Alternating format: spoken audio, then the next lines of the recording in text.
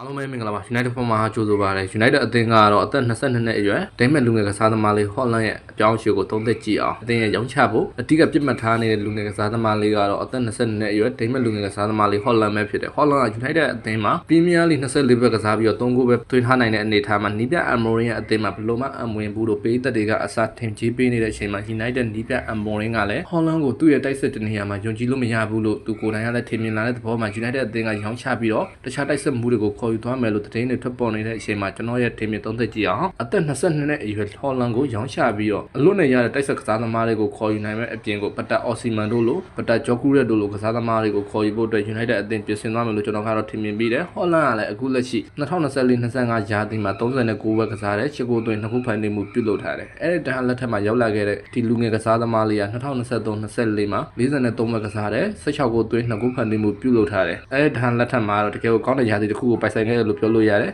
နီးပြအမိုရင်ရဲ့2024-25ရာသီမှာတော့နီးပြကလည်းအသက်ဖြစ်တယ်လို့ကစားသမားကလည်းအထိုင်ကျဖို့ပြန်လည်တည်ဆောက်နေတဲ့အချိန်မှာတွင်းကိုတွေမှတွင်းနိုင်တာကတော့ United အသင်းအတွက် United အသင်းနဲ့တကယ်ကိုဒုက္ခရောက်ခဲ့တဲ့ပွဲစဉ်တွေလည်းများစွာရှိခဲ့ United အသင်းရဲ့တိုက်ဆက်မှာအဖြေရှာဖို့အတွက်ကိုစီနီယာကစားသမားဖြစ်ဖြစ်အသင်းမှာရောက်ထားတဲ့တန်းသုံးလို့ရမယ့်ကစားသမားဖြစ်ဖြစ်ခေါ်ယူသင့်တယ်လို့ကျွန်တော်ကတော့ထင်မြင်မိတယ်အလွတ်နဲ့ရနိုင်တဲ့တိုက်ဆက်ကစားသမားတွေကိုလည်း United အသင်းကလိုက်လံကြည့်ရှုနေတဲ့အချိန်မှာနီးပြအမိုရင်ကိုယ်တိုင်ကအသင်းကိုခေါ်ယူပေးဖို့အတွက်ပတာဂျော်ကူရက်တို့လိုကစားသမားတွေပတာအော်စီမန်တို့လိုကစားသမားတွေကိုအသင်းကလည်းစောင့်ကြည့်နေတဲ့အချိန်မှာနီးပြအမိုရင်ရဲ့အသင်းမှာဟော့လန်ကိုရောင်းချပြီးတော့ပတာဂျာကူရက်တို့လိုပတာအော်စီမန်တို့လိုကစားသမားတွေရောက်လာရင်တော့တကယ်ကိုကောင်းတယ်လို့သုံးသပ်လို့ရတယ် United အသင်းရဲ့တိုက်ဆက်မှာပောက်ကွဲအားကောင်းကောင်းနဲ့ကစားသမားတယောက်လိုအပ်နေတာကတော့အချိန်တော်ကြာခဲ့ပြီလို့ပြောလို့ရတယ် Cristiano Ronaldo တို့ကိုရှင်းထုတ်ပြီးတဲ့အချိန်မှာဟော့လန်ကရောက်ရှိလာပြီး United အသင်းရဲ့တိုက်ဆက်မှာနေရာတစ်ခုရလာနိုင်ခြေရှိရလို့ထင်ကြီးပေးပြီးမှနီးပြအမွန်ရဲ့အသင်းမှာဘလို့မှအမွန်နိုင်တဲ့ကစားသမားတူဖြစ်ခဲ့တယ်အခုလက်ရှိပါမီစီကိုတိုင်ကကို United ရဲ့အသင်းရဲ့တိုက်ဆက်ကစားသမားဟော့လန်ကိုရောင်းချပြီးတော့တခြားတိုက်ဆက်မှုတွေကိုပြန်လည်ခေါ်ယူဖို့အတွက်